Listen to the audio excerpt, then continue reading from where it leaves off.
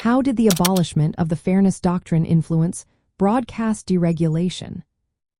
Have you ever wondered how changes in media regulations can shape what you see and hear on television and radio? One significant change was the abolishment of the Fairness Doctrine. This policy, established by the Federal Communications Commission in 1949, required broadcasters to present contrasting viewpoints on controversial public issues.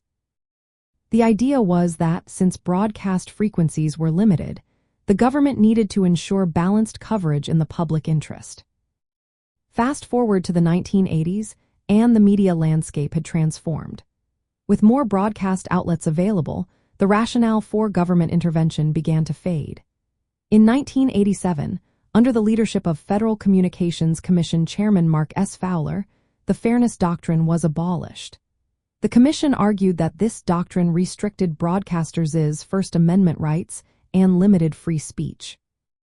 They believed that the growing diversity of media voices made the doctrine unnecessary. From a libertarian perspective, this change was a step toward reducing government control over the media. Libertarianism values individual freedom and minimal regulation. The Fairness Doctrine was seen as an overreach, limiting what broadcasters could air. Its removal restored editorial freedom, allowing broadcasters to choose their content without government mandates. The end of the Fairness Doctrine also contributed to broader broadcast deregulation. This shift signaled a move away from heavy government oversight, promoting a freer market approach. As a result, more diverse media outlets emerged, including politically partisan and niche programming. This change reflected consumer demand rather than government-imposed balance. In practical terms, abolishing the Fairness Doctrine had several effects. It enhanced freedom of speech by reducing government control over broadcast content.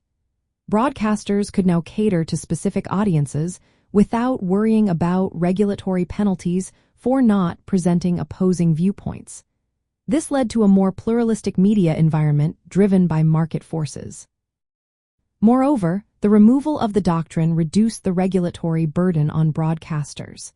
This encouraged innovation and competition in the media landscape.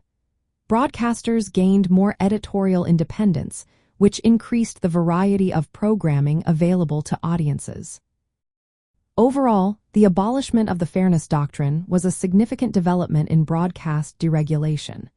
It promoted free expression, reduced government intrusion, and allowed the media marketplace to operate more freely. Understanding this change helps us appreciate how regulations can shape the media we consume every day.